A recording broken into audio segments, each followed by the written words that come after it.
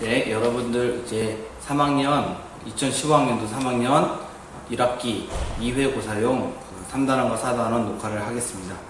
3단원은 태양계 이해고, 태양계 이해는 두 가지 파트로 지구랑 달에 대한 탐구, 그 다음에 태양계에 대한 탐구로 되어 있습니다. 첫 번째가 지구의 모양과 크기입니다. 지구의 모양과 크기 단원에서는 다음과 같은 점에 유념해서 공부를 하시면 되겠습니다. 먼저 지구의 모양에 대해서는 첫 번째 지구의 실제 모양. 죄송합니다. 지구 모양에 대한 탐구를 먼저 합니다. 지구 모양에 대한 탐구가 무슨 뜻이냐면, 예전 사람들은 지구를 어떻게 생각했을까? 예전 사람들은 다양한 상상을 했는데, 그 이유가 지구가 너무 커서 지구의 끝을 가보지 않았기 때문에 지구가 어떤 모양일까라는 다양한 상상들을 했습니다. 하지만 이제 이런 다양한 상상들을 기초로 우리 교과서 128페이지에 있는 그런 그림과 같은 상상화를 그리고, 또는 다른 전설들로 지구가 다양한 모양, 예를 들어서 바다의 끝에 가면 다 낭떠러지가 있다, 폭포가 있다, 지구는 전체가 사막으로 되어 있다 등등 다양한 전설들이 있는데, 이러한 전설들을 사람들이 가지고 있었지만 실제적으로 지구가 어떻게 되겠다라고 탐구를 한 그런 실제 탐구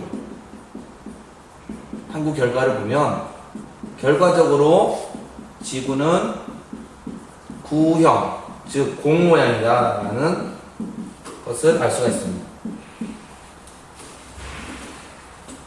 지구가 공 모양이다라는 것은 어떠한 증거가 있냐? 그 증거로 첫 번째가 우리 교과서 129페이지에 있습니다. 먼저 월식입니다. 월식이라는 현상은 태양이 있고요, 지구가 있고요, 달이 있을 때 지구의 그림자가 달을 가리는 현상입니다. 그러면 우리 교과서 그림을 보면 이렇게 되어 있어요. 달이 이렇게 있는데 지구 그림자가 이렇게 가려지는 현상이 보이니까, 지구는 공 모양이 있구나. 그림자 모양이 이렇게 되어 있다는 소리는 지구가 이런 모양이 근본이라는 뜻이니까, 월식 때 보이는 지구 그림자, 이때는 지구 그림자겠죠. 이 지구 그림자를 보고 지구는 공 모양이다 라는 첫 번째 증거, 사람들이 탐구를 했습니다. 두 번째 탐구는 멀리 있는 배의 모습입니다. 멀리 있는 배의 모습이 왜 지구가 동그랗다는 증거냐? 지구가 평평하다면 멀리 항구에 혹은 높은 산에 있는 사람이 배를 볼 경우에 이 배들은 어떻게 보이냐? 이 사람들의 입장에서는 배가 가까이 있으면 크게 보이고, 멀리 있으면 작게 보이고, 아주 멀리 있어도 작은 배 모양으로 보이게 됩니다. 이게 지구가 평평하다라는 증거입니다. 근데 지구가 평평하지 않고, 지구가 실제로 동그랗다면, 구형으로 동그랗다면, 멀리 있는 사는 사람들은 배가, 이 사람의 입장에서 배를 볼 때 돛대부터 보인다는 뜻입니다. 돛대. 이렇게 보게 되면 돛대만 보이게 되겠죠. 그래서 실제로 멀리 있는 배는 돛대만 보입니다. 그리고 가까이서 배 모습이 안 보이고, 배의 본체가 조금 보이고, 가까이 있을 때는 비로소 배의 모습이 다 보이게 되는 현상이 나타나는데, 이러한 현상을 보였을 때 멀리 있는 배의 모습, 멀리 있는 배는 돛대 끝부터 보이니까 지구는 동그랄 것이다 라고 추정할 수가 있습니다. 우리 교과서는 제가 그린 그림 비슷하게 군함들이 열을 지어서 오는데, 맨 끝에 보면, 가장 오른쪽 끝에 보면 군함의 윗부분만 먼저 보이는 것을 볼 수가 있습니다. 군함의 아랫부분이 안 보이고 윗부분이 보이니까 멀리 있는 배를 보고 지구는 동그랗다라고 추정할 수가 있습니다. 세 번째는 북극성입니다. 북극성. 우리 교과서 사진을 딱 보면 바로 129페이지 사진을 보면 알 수가 있어요. 지구가 동그랗다면 북극성을 보는 고도가 달라집니다. 제가 동그랗다면 북극에서 별을 보는데 이 별은 너무 멀리 있기 때문에 모두 다 이렇게 보입니다. 이렇게 별빛이 이렇게 내려오는 것처럼 보일 거예요. 너무 멀리 있어서 이런 현상이 나타나요. 그러면 지구가 동그랗다면 여기 있는 사람의 입장에서는 머리 위 90도로 보이죠. 하지만 여기 있는 사람의 입장에서는 별빛이 이렇게 오니까 머리 위가 아니라 이 각도만큼 보이겠고요. 적도에 있는 사람은 이렇게 수평면에 북극성이 보입니다. 즉 북극성의 고도가 위도가 되는 현상이 나타납니다. 북극성의 고도가 위도가 되는 현상이 나타나는데 이 현상을 보고 아 지구는 동그랗다라고 알 수가 있습니다. 또 교과서 129페이지 오른쪽을 보면 어떤 얘기가 있냐면 마젤란 얘기가 있습니다. 마젤란이라는 탐험가는 실제로 한쪽 방향으로 배를 타고 한쪽 방향 배를 타고 세계 일주를 했어요. 지구가 평평하다면 쭉 가면 다시 돌아오는 일이 없겠지요. 하지만 지구가 동그랗기 때문에 한 바퀴 도는 현상, 돌아서 돌아오는 그런 탐험을 했습니다. 실제로 마젤란이 돌아오지 못했어요. 중간에 사고를 당해서 죽었거든요. 하지만 마젤란이 이끈 탐험대가 도착을 했기 때문에 아 지구는 동그랗다라고 실제적으로 세계 일주를 가장 최초로 한 탐험가입니다. 네 번째는 인공위성에서 다섯 번째는 인공위성에서 찍은 지구 사진이겠지요. 예, 또는 우리 학교가 작년에 영재학급에서 지구 대기권 사진을 찍었는데 실제 동그랗게 찍혔거든요. 예, 이런 사진들을 보고서 아 지구는 동그랗다라는 사실을 알 수가 있습니다. 그러니까 지구의 모양, 아 지구는 동그랗다. 다양한 상상을 했지만 이런 상상들은 실제가 아니고 이런 상상들을 기초로 해서 이럴 것이다 라고 탐구를 한 결과 지구는 구형, 공모양이고 이렇게 5가지 증거들을 129페이지에 나열이 되어 있습니다. 그러면 지구가 공모양이니까 지구가 공모양이면 그 크기는 어떻게 측정을 했을까요? 그러면 지구의 크기 측정이죠. 사실 지구의 크기는 너무 크기 때문에 측정하기가 상당히 애매하고 정확한 고모양도 아니기 때문에 다양한 방법으로 측정하고 최신 기술이 들어가야 돼요. 하지만 그리스에 살았던 에라토스테네스라는 철학자이자 과학자이자 수학자이신 이 사람이 기원전 약 270년 전 상당히 오래된 사람이죠. 기원전 270년이니까 지금부터 약 2300년 전에 이 사람이 지구의 크기를 측정했어요. 이 사람이 측정한 원리는 다음과 같습니다. 원리는 가정이 있습니다. 가정은 다음과 같습니다. 지구가 구형이다 라는 가정과 태양빛이 평행하다라는 가정입니다.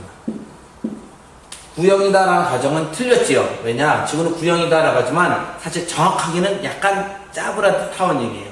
이제 구형이라고 생각하면 구하기가 편할 거고요. 태양빛은 평행하다. 태양이 너무 멀리 있기 때문에 북극성이 오는 별빛이 다 똑같이 오는 것처럼 태양빛도 평행하게 옵니다. 예, 이거는 사실이고요. 사실. 그다음에 이것도 가정이지만 거의 비슷한 가정입니다. 이 가정을 가지고 지구의 크기를 계산하려고 했습니다. 이 사람이 한 힌트는 뭐냐? 힌트는 시에네라는 곳과 그다음에 알렉산드리아라는 곳에서 태양의 고도를 봤습니다. 하진날 시에네라는 곳과 알렉산드리아라는 곳에서 태양이 어디 있나 12시에 어디 있나 딱 봤더니 어디는 그림자가 생기고 어디는 그림자가 생기지 않았습니다. 130페이지에 보면 시에네라는 곳에서는 그림자가 생기지 않았어요. 그리고 알렉산드리아에서는 그림자가 생겼어요. 그래서 그림자가 생겼네? 여긴 안 생겼네? 지구가 동그랗구나. 그러면 이 크기는 어떻게 측정할 수 있을까? 라는 것을 했습니다. 그러면 원리가 있겠죠. 이 원리는 다음과 같습니다. 바로 비례식을 구했고요.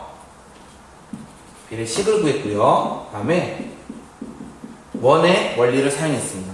다음과 같이 그림을 요약할 수가 있어요. 자, 지구가 이렇게 동그란데 지구가 동그랗다면 시내에서 여기가 시내인데 시내에서 우물을 파고 햇빛이 평행하게 이렇게 들어왔습니다. 근데 햇빛이 만약에 꾸준하게 쭉 들어간다면 이렇게 지나가서 지구가 동그랗다는 중심을 지나갈 것입니다. 그리고 평행한 빛이 이렇게 오는데 알렉산드리아라는 곳에서 막대를 세웠을 때 그림자가 이렇게 생길 겁니다. 그림자가 생길 것이고 요 각도가 있을 것인데 이 각도를 세타라고 합시다. 각도가 생길 건데 이 각도는 사실 요 세타와 같겠지요. 같은 값입니다. 왜 같을까요? 엇각입니다. 엇각. 이 엇각이 나오게 된 것이 바로 태양빛이 평행하다라는 거예요. 태양빛이 평행하니까 여러분들 수학 시간에 이런 거 배웠습니다. 평행한 두 성분에서 요 각과 요 각은 엇각으로 같다. L과 M이 평행하면 세타와 세타1은 같다라는 것이 엇각에 대한 정의입니다. 그러면 이 엇각이 같으니까 요 각과 요 각이 같다. 그러면 요 각은 못 재지요. 지구 중심에 있으니까. 하지만 요 각은 그림자로 재 수가 있다는 거예요. 그래서 이렇게 측정을 하면 이거 각도 측정이 되네. 이 거리 걸어가면 되겠죠. 이 거리 L을 측정한다. 그러면 각도와 이 거리와의 관계는 한 바퀴와 중심각 한 바퀴 돌았을 때 360도 각도와 똑같은 비례식을 측정할 수가 있습니다. 그래서 어떤 비례식을 이 사람이 세웠냐? 이 관계를 가지고 중심각 대 호의 길이, 즉 중심각 세타와 호의 길이 L은 360도와 원주의 길이로 비례식을 세웠습니다. 또는 똑같은 비례식인데 이렇게도 됩니다. 중심각과 360도는 호의 길이와 원주의 길이 이렇게 비례식을 세울 수도 있습니다. 이유는 비례식의 성질은 내항의 곱과 외항의 곱은 같다 이거든요. 똑같은 결과가 똑같습니다. 그래서 이렇게 비례식을 세우고 나서 여기 있는 숫자들을 집어넣습니다. 실제로 이 사람이 측정한 세타의 값은 7.2도입니다. 거리는 925km입니다. 925km와 다음에 7.2도를 대입을 해서 계산했습니다. 계산했더니 원주의 길이를 측정할 수가 있을 거고, 원주의 길이는 2πr이라는 공식에 의해서 얘는 2πr이거든요. 그래서 이 R의 길이를 구했는데 약 46,250km가 나왔다고 합니다. 46,250km가 나왔으니까 지구 반지름이 4만 km네. 죄송합니다. 이 길이가 원주가 46,250km가 나왔습니다. 그러니까 원주가 46,000이 나왔으니까 지구의 둘레를 구한 거죠. 그러면 반지름도 구할 수가 있겠죠. 요 식에 의해서. 그래서 지구의 둘레 또는 지구의 반지름을 가장 최초로 구한 사람의 이름을 에라토스테네스라고 합니다. 이 비례식을 세울 수가 있으면 요 값과 요 값은 각각 측정이 가능하겠죠. 그래서 기본적으로 어떤 행성에서 그 행성의 크기를 대략적으로 찾아내는 방법은 이 방법을 쓰면 편리한 듯합니다. 그래서 구한 사람의 이름과 비례식을 세우는 방법을 알면 나머지는 수학적인 문제입니다. 수학적인 문제는 여러분들이 직접 손으로 한번 풀어보시기 바랍니다. 첫 번째 소단원이 지구의 모양과 크기입니다. 그래서 지구의 모양은 공 모양이다. 지구의 크기는 이렇게 에라토스테네스처럼 측정한다가 되었고, 두 번째 소단원이 달의 모양과 크기입니다. 그러면 달의 모양은 어떨까? 당연히 구형이겠죠. 예. 그리고 달은 바다라는 곳과 고지라는 곳이 있습니다. 바다는 어두운 곳이고요. 얘는 밝은 곳입니다. 실제로 달의 사진을 딱 보시면, 달의 사진을 보면 133페이지 달의 사진을 보면 위쪽 아래쪽은 밝고요, 약간 왼쪽은 어둡지요. 예, 그 어두운 곳을 바다라고 하고 윗부분을 고지라고 하는데, 실제로 바다라고 해서 물이 있지 않고요, 고지라고 해서 산으로만 이루어진 것도 아닙니다. 그러면 달에는 무엇이 있냐? 바로 운석 구덩이가 많이 있습니다. 이유는 대기가 없고 풍화작용이 일어나지 않기 때문에 운석 구덩이가 생기면 계속 보존이 되고 다른 운석이 충돌하기도 하고, 이런 현상이 그냥 그대로 보존이 되기 때문에 운석 구덩이가 많이 보입니다. 그런데 달이 얼마나 클까? 달의 크기는 어떻게 측정을 할까요? 역시 크기를 딱 가르쳐 주기보다는 어떻게 측정하는 방법을 봅니다. 그게 134페이지 그림으로 되어 있고 실험으로 안내가 되어 있어요. 실험에 대한 안내로 그냥 딱 보면 다음과 같습니다. 어떤 사람이 134페이지 왼쪽 아래 그림인데, 어떤 사람이 손을 보고 이제 각거리를 측정하는 거예요. 각거리를 측정하는데 다음과 같은 방법으로 측정합니다. 실제로 요 거리, 달이 이렇게 있을 때 달의 지름 D를 측정할 겁니다. 달의 지름 D를 측정할 건데, 어떤 사람이 보는 손의 지름, 손가락의 지름, 손가락 또는 특정한 물체의 지름, 소문자 D를 측정할 겁니다. 그리고 눈에서 여기 손가락 또는 물체까지 거리 L과 달까지의 거리 대문자 L을 측정하면, 얘네는 대문자 D와 대문자 L, 소문자 D와 소문자 L도 역시 아까와 똑같이 비례식이 성립하죠.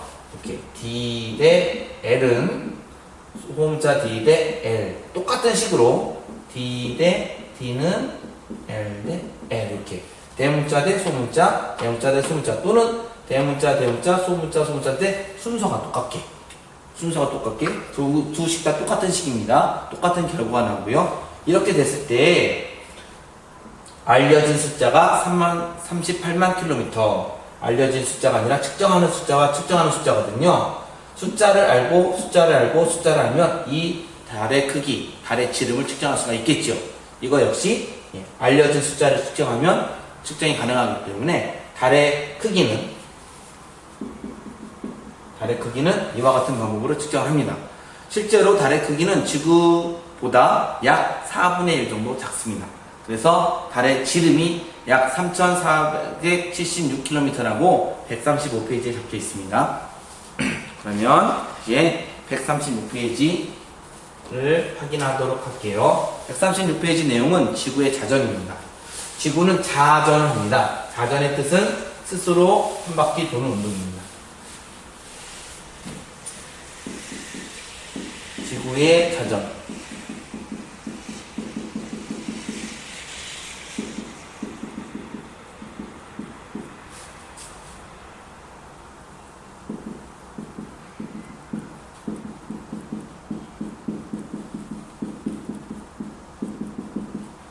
회전을 하기 위해선 축이 필요해요. 이렇게 돌고 이렇게 돈다, 혹은 이렇게 돌 때 축이 여기가 되겠죠. 이렇게 축이 필요한데, 이 축이 자기 자신이 돼서 한 바퀴 도는 자전이 일어납니다. 지구의 자전에 의해서 어떤 현상이 일어나냐가 바로 137페이지부터 나타나는 설명입니다. 그것이 바로 일주운동입니다. 일주운동은 별이 하루에 한 바퀴씩 움직이는 거예요. 일주운동은 별을 보고 관찰하는데, 별 또는 태양도 일주운동을 하고요, 달도 합니다. 모든 것이 일주운동합니다. 일주운동은 하루에 한 바퀴를 움직이는 거예요. 무슨 뜻이냐? 어느 날 밤에 저녁 6시에 어떤 별을 봤는데, 이 별이 7시에 여기 있고 8시에 여기 있고 쭈쭈쭈쭈 움직여서 졌어요. 다음날 저녁 6시에 이 별이 다시 여기 나타나요. 그러면 시간에 따라 별이 이렇게 움직이는 거, 똑같은 별이 천천히 계속 움직여요. 여러분들이 밤하늘의 별을 보거나 달을 보면 안 움직이는 것 같죠. 근데 정말 30분 또는 1시간 동안 계속 그 달을 보면 그 달이 어느 순간에 이렇게 이동되어 있다는 사실을 알 거예요. 잘 모르겠으면 달을 보고 1시간 뒤에 보면 똑같은 곳에 있지 않고 다른 곳에 있어요. 이게 갑자기 딱 순간 이동한 게 아니라 천천히 이동했다는 거예요. 이렇게 천천히 이동해서 다음날 낮에는 별이 안 보이다가 다시 어느 시간에 그 별이 똑같이 보이는 현상이 일주운동이라고 해요. 그러면 이러한 일주운동은 방향에 따라서 관찰이 가능한데, 먼저 북쪽 하늘에서는 북극성을 중심으로 별들이 이렇게 움직이는 운동이 나타나요. 이유가 있습니다. 일주운동의 방향은 동에서 떠서 서로 이동합니다. 이 소리는 지구 자전 방향이 서에서 동이라는 소리입니다. 예. 왜냐? 서로 상대적으로 움직이니까 그렇습니다. 차가 일로 가면 바깥쪽 풍경이 뒤로 가는 것처럼 느껴지는 것처럼 지구가 요 방향으로 움직이기 때문에 예. 얘네들, 달, 별, 태양이 동에서 서로 움직이는 걸로 보이는 거예요. 이렇게 보인다는 소리는 북쪽을 중심으로 이쪽이 남쪽이고, 북쪽이 여기 있으면 이쪽이 남쪽이고, 이쪽이 동쪽이고, 이쪽이 서쪽이죠. 동에서 떠서 서로 지는 현상. 그래서 시계 반대 방향으로 보입니다. 북쪽 하늘은 반시계 방향으로 별이 움직이는 것을 보이고요. 동쪽 하늘은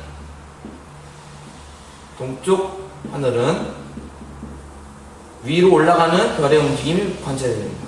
여러분들 사진 138페이지 사진에 보면 북쪽 하늘 반시계 방향, 다음에 동쪽 하늘은 뜨는 방향, 서쪽 하늘은 지는 방향, 땅속으로 지는 방향, 다음에 남쪽 하늘은 어느 방향일까요? 남쪽 하늘. 남쪽은요, 여기서 볼게요. 여기서 아까 북쪽을 기준으로 남쪽이 여기 있고 동쪽에서 이렇게 움직인다고 했죠. 그러면 이렇게 움직이는데 사람이 여기를 보는 거예요. 여기 보면 별이 이렇게 가는 걸로 보이겠죠. 여기 있는 사람이 이렇게 움직이는 별은 어떻게 보일까요? 이렇게 움직이는 별이 여기 있는 사람이 보면 이렇게 움직이는 걸 보이겠죠. 시계 방향이죠. 시계 방향. 그래서 화살표에서 여러분들 138페이지에 있는 별이 움직이는 방향에서 화살표 같은 걸 제가 수업 시간에 표시하라고 했었을 겁니다. 그래서 지구의 자전은 일주운동을 보고 알 수가 있습니다. 근데 우리가 이런 일주운동을 관측하고 뭘 하기 위해서는 천구에 대해서 알면 편리해요. 그래서 제가 천구를 하나 더 설명할 겁니다. 천구라고 하는 것은 실제로 존재하지 않는 거예요. 그냥 우리가 편의상 말하는 거예요. 뭐냐? 하늘이 공이다. 지구가 중심이고 하늘이 공이다 라고 옛날 사람들이 생각했던 방법이에요. 근데 관측하기 편리해요. 실제로 천구는 존재하지 않고 그냥 가상의 공을 말하는 거예요. 그래서 지구가 이렇게 있을 때 실제로 북쪽이 있을 거고요. 북극이 있을 거고 남극이 있겠죠. 여기가 적도가 되겠죠. 여기 어떤 사람이 이렇게 존재할 때 이 사람 입장에서 머리 위를 천정이라고 합니다. 이 사람의 입장에서 뺑 도는 가상의 큰 원, 지평선이라고 합니다. 이게 바다라면 수평선이 되겠죠.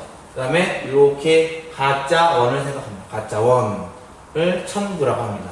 천정이 있겠죠. 만약에 이 사람이 남극에 있다면 천구의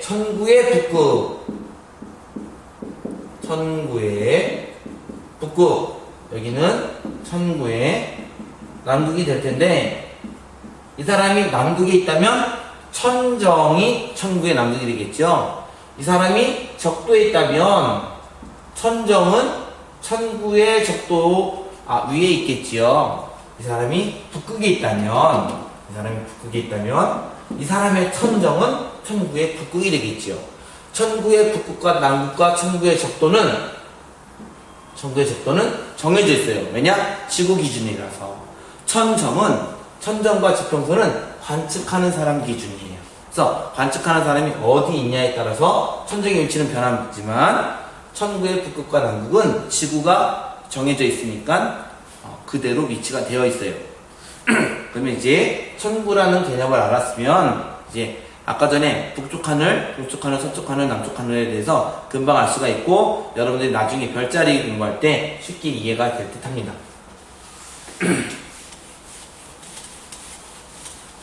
그다음에 교과서 139페이지 보면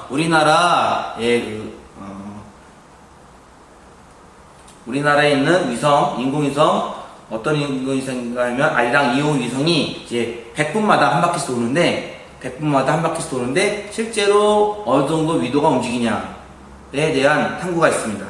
실제로 움직이는 탐구가 처음엔 127도였다가 102도로 되니까 25도 정도 움직인다 라고 되는데 이게 바로 지구가 자전하기 때문에 나타나는 현상이에요. 무슨 뜻이냐면 인공위성은 이렇게 계속 똑같은 지구 기준으로 계속 한 바퀴씩 돌 거예요. 이렇게 이게 100분 간격이에요. 근데 문제는 지구도 스스로 한 바퀴씩 이렇게 도는 거예요. 그러니까 지구에 있는 사람 입장에서 여기 있는 사람 입장에서 인공위성이 슝 지나갔으면 다음번에 다시 오겠죠. 근데 문제는 지구가 이렇게 이동하겠죠. 이 사람은 여기 있는 거죠.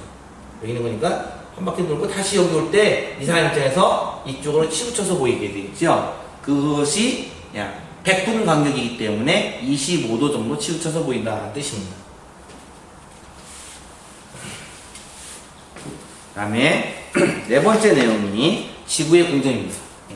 지구의 공전은 내용이 조금 많은데 지구의 공전은 태양 중심으로 돌고요.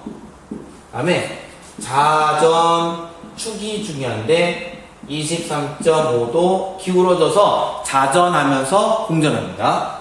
그래서 자전하면서 공전도 합니다. 이게 지구의 공전입니다. 그러면 지구가 공전하면 어떤 현상이 나타날까? 먼저 141페이지 사진이 어떻게 설명이 되어 있냐면 2012년 4월 1일과 4월 15일과 5월 1일 날 별과 태양을 찍었는데 태양이 지는 곳도 위치가 다르고 별자리도 서쪽으로 조금씩 이동한다는 사실을 알 수가 있어요. 지구 공전이 되기 때문에 태양의 지는 위치가 변화하고 별자리는 하루에 한 바퀴씩 도는 운동은 당연히 일주 운동을 합니다. 하지만 별자리는 하루에 1일에 약 1도 움직인다. 어떻게? 서에서 동으로 움직인다는 사실을 알 수가 있습니다. 여기서 아까도 서에서 동으로 움직였잖아요. 죄송해요. 동에서 서죠. 동에서 서로 움직인다. 아까도 동에서 서로 움직였거든요. 똑같은 움직임이 아니라 다른 움직임입니다. 먼저 일지운동 볼게요. 아까 전에 복습입니다. 일지운동은 예를 들어서 여러분들 과학시험 보는 2015년 7월 6일 날 밤에 9시에 별 받고 10시에 별 받고 11시에 별 받고 이렇게 별이 이렇게 움직이는 겁니다. 똑같은 별이 움직이는 게 일주운동이에요. 1시간에 몇 도 움직여지는 거 계산할 수 있어요. 1시간에. 왜냐? 하루에 한 바퀴거든요. 하루에 한 바퀴 24시간에 360도를 돌기 때문에 1시간에 15도 돈다라고 일주운동 각도도 구할 수가 있어요. 하지만 이 운동은요 1년에 한 바퀴예요. 왜 1년에 한 바퀴냐? 지구는 1년 동안 태양 중심으로 한 바퀴 공전하거든요. 태양 중심으로 한 바퀴 공전합니다. 1년 동안. 1년에 한 바퀴입니다. 그러면 365일에 한 바퀴죠. 한 바퀴. 360도죠. 그러니까 정확히 계산은 힘들어도 약 1도 움직입니다. 이 움직임과 어떻게 다른지를 비교하면 다음과 같은 걸 볼 수 있어요. 예를 들어서 2015년 7월 6일에 9시에 별을 딱 여기서 봤어요. 얘는 10시 보면 이렇게 이동할 거예요. 쭉 이동할 거예요. 9시 봤어요. 7월 7일 날은 이 별이 똑같이 있는 것 같지만 사실은 조금 이렇게 1도 이동해서 여기 있다는 거예요. 이거 잘 안 보이지만 이렇게도 관측이 돼요. 여러분들이 어떤 아파트 끝에 꼭대기에서 별을 봤다 갑시다. 오늘 밤 7월 6일 시험 보는 7월 6일 밤 9시에 별 꼭대기 있었어요. 9시에 시간 딱 봤더니, 그리고 2015년 7월 7일에 별을 봤더니 이 별이 꼭대기가 아니라 치우쳐서 서쪽으로 이동돼서 별이 보여요. 똑같은 시간에. 예. 매일매일 봤더니 별이 약 1도씩 띠띠띠 매일매일 봤더니 움직이더라가 바로 지구가 공전한다는 증거입니다. 그러면 이렇게 별로 보는 게 사실 어렵기 때문에 사람들은 저녁 시간을 근거로 해서 142페이지 태양을 봤어요. 태양. 별은 또 잘도 안 보이고, 그래서 어떤 걸 봤냐? 태양이 별자리들 사이를 움직인다는 사실을 알았습니다. 그래서 태양의 연주운동이라고 합니다. 태양의 연주운동을 교과서에서 찾아서 읽어보면 태양이 진 후에 서쪽 지평선 부분을 관측하면 태양 주변의 별자리를 볼 수가 있어요. 근데 이 태양 주변의 별자리가 매일매일 달라진다는 사실을 알았습니다. 그래서 하루에 1도씩 별자리들 사이를 이동하는구나를 관측을 했고요. 하루에 1도입니다. 약 1도씩. 그리고 1년이 지나면 처음 그 자리로 온다는 사실도 알았습니다. 이와 같이 태양이 별자리 사이를 1년 주기로 한 바퀴씩 돈다. 그래서 별자리들을 1년 주기로 한 바퀴씩 돈다가 바로 태양의 연주운동이에요. 근데 이 별자리들 우리는 황도 12궁이라고 합니다. 교과서 황도 12궁을 알아두시면 좋겠습니다. 천칭, 처녀, 사자, 개, 쌍둥이, 황소, 양, 물고기, 물병, 염소, 궁수, 정갈자리입니다. 숫자를 세보면 12개죠. 12개. 이 황도 12궁 12개가 바로 태양이 지나가는 별자리입니다. 실제로 제가 읽은 순서가 아니라 거꾸로 읽어야죠. 여기 그림을 보시면 지구에서 태양을 바라보는 거니까 처녀자리, 정갈자리, 처녀자리, 천칭자리, 정갈자리, 궁수자리, 염소자리, 물병자리, 물고기자리, 양자리, 황소자리, 쌍둥이자리, 개자리, 사자자리 등 이렇게 황도 12궁을 돌아다니는 것이 바로 태양의 연주운동입니다. 태양이 왜 연주운동할까요? 바로 지구가 태양 주변을 그림과 같이 돌고 있기 때문에 그렇습니다. 또 하나 태양의 연주운동이 공전한다는 증거 말고 바로 계절변화입니다. 계절변화. 하지와 동지가 생깁니다. 계절변화. 왜 계절변화가 태양이 공전한다는 증거일까요? 그것은 고도가 변한다. 계절변화는 공전의 증거이지만 계절변화가 나타나게 되는 이유는 이렇게 기울어져 있기 때문에 그래요. 그러면 이것이 144페이지 그림을 통해서 설명하면 훨씬 더 편리합니다. 144페이지 맨 밑에 있는 그림을 보면 밑에 있는 그림은 이런 그림이에요. 태양 주변에 지구가 도는데 회전해서 기울어져서 공전할 거예요. 이렇게 자전도 하고. 문제는 얘가 이 기울어진 이 축이 이렇게 기울어져서 태양 주변을 이렇게 왔다 갔다 돌지 않고 이렇게 기울어져서 이렇게 그대로 돈다는 거예요. 그대로. 태양이 이렇게 있으면 이렇게 그대로 이 방향으로 돈다는 거예요.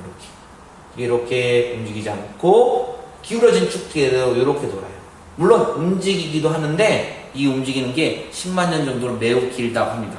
이 움직이는 건 세차운동이라고 하는데 이 운동이 일어나지만 매우 길기 때문에 무시하고 이렇게 그냥 1년 단위로 방향이 똑같습니다. 그러면 이렇게 돌 때 무슨 변화가 생겨나냐? 바로 태양의 고도가 변합니다. 어떻게 변하냐? 144페이지 봤더니 하진 날은 태양이 동쪽에서 뜨긴 뜨는데 정확히 동쪽이 아니라 북동쪽에서 떠요. 북동쪽에서 태양이 뜨고 지는 것도 북서쪽에서 쪄요. 그림을 제가 대충 그려볼게요. 어떤 사람이 서 있는데 천구를 천구를 이렇게 그릴 건데 동쪽과 서쪽과 북쪽과 남쪽에서 원래 태양은 여기서 동쪽에서 뜬다고 알고 있지만 정확히 동쪽이 아니라 하진 날은 여기에서 떠요. 여기서 떠서 뺑 돌아서 여기에서 자요. 그 다음에 요 시간대가 밤 시간대가 될 거예요. 실제로 뜨는 태양이 이렇게 지나가는 시간이 매우 길고 낮 시간이 길고 하진 날이니까 그 다음에 고도. 이 사람의 입장에서 태양을 바라보는 고도가 매우 크죠. 고도가 매우 큽니다. 태양도 오랜 시간 떠 있고, 태양이 바로 위에서 태양빛을 내려주니까 여름철에 됩니다. 여름철. 예, 에너지도 많고. 그런데 겨울철 볼게요. 동지입니다. 동지날은 태양이 남동쪽에서 떠요. 남동쪽에 떠서 남서쪽으로 져요. 이렇게. 그러다 밤 시간이 이렇게 길어요. 낮 시간은 짧고, 고도는 매우 낮고, 그 다음에 시간도 짧습니다. 그러니까 겨울이죠. 동지입니다. 겨울철. 고도도 낮습니다. 계절 변화가 나타나는 이유는 바로 이렇게 공전하기 때문에 그렇습니다. 이때는 어떤 모양일까? 밑에 그림에서 봤듯이 태양 주변에 이렇게 여기 있는 사람 입장에서 북반구 우리나라에 있는 사람 입장에서 이때는 하지입니다. 하지. 낮 시간이 매우 깁니다. 왜냐? 반나눠서 얘가 이렇게 도는 시간 동안에 낮 시간은 매우 길죠. 요만큼이 낮 시간이에요. 요만큼이 낮 시간이에요. 밤 시간 요거밖에 안 돼요. 예, 낮 시간이 매우 깁니다. 이 사람은 하지고 태양 고도 매우 높습니다. 고도도. 근데 우리나라 입장에서 여기 있는 사람은 낮 시간이 요거밖에 안 돼요. 여기 밤 시간 이만큼 깁니다. 밤 시간. 예, 동지입니다. 이날이. 그 다음에 고도도 태양이 이렇게 온다고 해도 고도가 낮지요. 아까 고도에 비해서 매우 낮지요. 그래서 하진날은 이렇게 보이고 동지날은 이렇게 보일 거예요. 그리고 하지에서 동지로 가는 추분, 동지에서 하지로 가는 춘분은 정동쪽에서 떠서 정서쪽으로 치는 형태가 나타납니다. 그래서 이 그림과 밑에 있는 그림을 연결시켜서 보게 되면 계절 변화가 나타나는구나. 지구가 기울어져서 도네. 근데 돈다. 바로 지구가 공전한다는 증거가 됩니다. 지구 공전의 증거로 바로 태양의 연주운동과 계절 변화를 봤다면 별을 보고도 알 수 있어요. 바로 시차를 보고 알 수 있어요. 시차는 다음과 같이 그림으로 설명이 되어 있어요. 아주 멀리 있는 바탕화면과 같이 배경과 같이 별들이 있어요. 이 별들은 1년 내내 안 움직여요. 그 소리는 아주 멀리 있기 때문에 안 움직이는 거예요. 그런데 어느 별을 봤어요. 어느 별을 봤는데 사실 이 별은 어떻게 보이는 걸까요? 이 별은 태양 주변에 지구가 이렇게 뺑글뺑글 돌고 있는데 공전하죠? 지구가 여기 있는 별을 볼 거예요. 그러면 이 별은 이 바탕화면상에 여기서 반짝반짝 빛나는 걸 볼 수 있어요. 근데 이 지구가 요만큼 6개월 뒤에 왔더니 지구가 여기 왔더니 이 별이 바탕 중에 여기서 반짝반짝 하는 걸로 보이는 거예요. 다른 별은 안 움직이는데 이 별이 움직였네? 실제로 별이 움직이는 건 아니잖아요. 그러면 지구가 공전했기 때문에 별이 나타난 거죠. 우리 교과서 봤더니 요각도를 시차라고 적어놨습니다. 교과서 그림 145페이지를 봤더니 이것을 시차라고 부릅니다.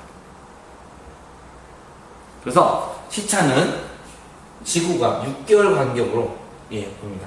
시차가 크면 별이 가까이 있는 거고요.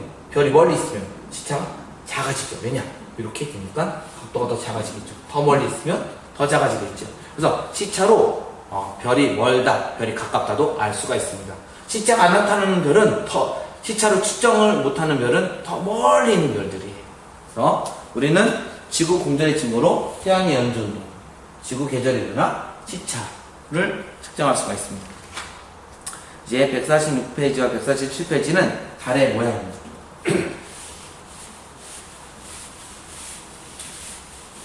달의 모양은 다음 파일에서 보겠습니다.